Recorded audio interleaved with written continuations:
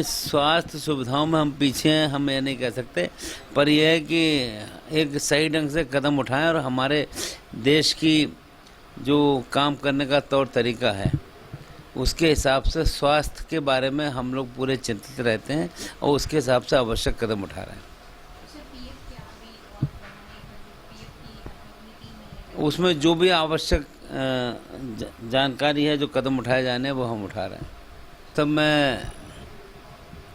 ये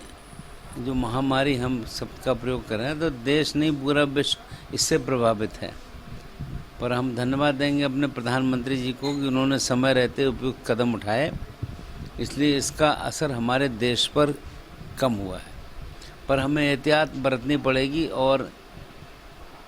कैसे इसकी रोकथाम हो पाए इसके एक सही कदम उठाने पड़ेंगे। जहाँ तक मज़दूरों का प्रश्न है, ये बात सही है कि हमारे देश के अंदर स्थायी और अस्थायी मजदूर दोनों तबके के मजदूर होते हैं। जो स्थायी मजदूर हैं जिनकी संख्या 9-10 करोड़ के आसपास है, उनकी समस्या कम है, पर जो अस्थायी मजदूर हैं जिनकी संख्या करीब 40 करोड़ के आसपास है, उनके आगे समस्या है। इसमें खेतीहर मजदूर भी आते हैं, इसमें जैसे आजकल जिनकी चर्चा खूब आ रही है, एक राज्य से दूसरे राज्य पर जाने वाले मजदूर, इन सब की जानकारी आ रही है। यहाँ एक बात यह भी तथ्य है कि वे मजदूर एक राज्य में रहते हैं और दूसरे राज्य में नौकरी करते हैं, इसलिए अब वो चूँकि जो समस्या आई उसके तहत वो संबंधित राज्य से हटकर अपने राज्य की जाने की दिशा में काम कर रहे हैं। ये बात सही है कि करीब करीब सभी राज्य सरकारों ने इसमें एक उपयुक्त कदम उठाए और इन मजदूरों को कैसे अपने राज्य में पहुंचने का मौका मिले उसके हिसाब से काम करें। तो इसमें ये जो बताया जा रहा है कि बेरोजगार हो गए, ये बात भी मैं बिल्कुल अनुचित नहीं कह रहा हूँ, पर इसकी चिंता हम सबको है। ये वे मजदूर हैं जो कुछ दिन कहीं काम करते हैं, कुछ दिन अपने खेतों में काम करते हैं, और इस समय चूँकि नौकरी ये छोड़कर खुद आए हैं, इनको बीमारी का डर है इसलिए नौकरी छोड़कर आए हैं, तो अब वो सरकारों ने विभिन्न राज्यों में हर तरफ इनको अपने स्थान पर पहुंचाने की बात की है। पहुंचने के बाद में अब वास्तविक स्थिति सामने आएगी। हमारे देश की जनसंख्या बहुत है, इसलिए कोई भी समस्या आती तो उसमें संख्या लाखों की संख्या में आ जाती है। पर हम ये मानते हैं कि सरकार जिस ढंग से कदम उठा रही है और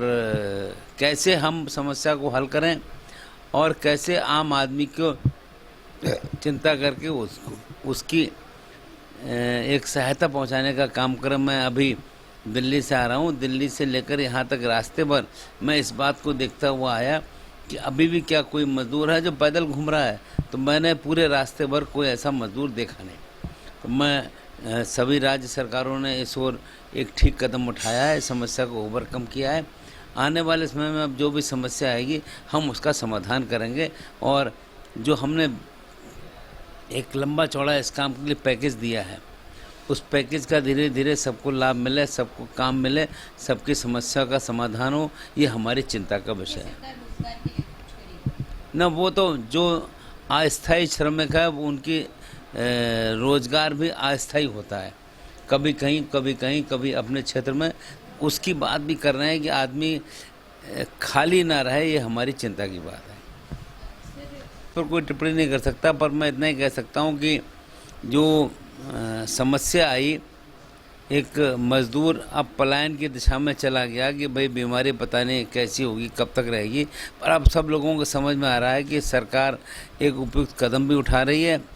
और हमारी समस्या का हल करने की दिशा में भी काम कर रही है।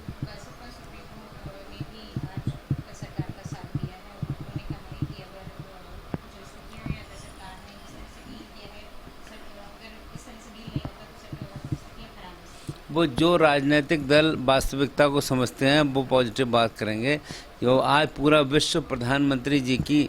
प्रशंसा कर रहा है, उनकी हर बातों में एक समाधानकारी कदम उठ रहे हैं, इस बात की चिंता कर रहा है।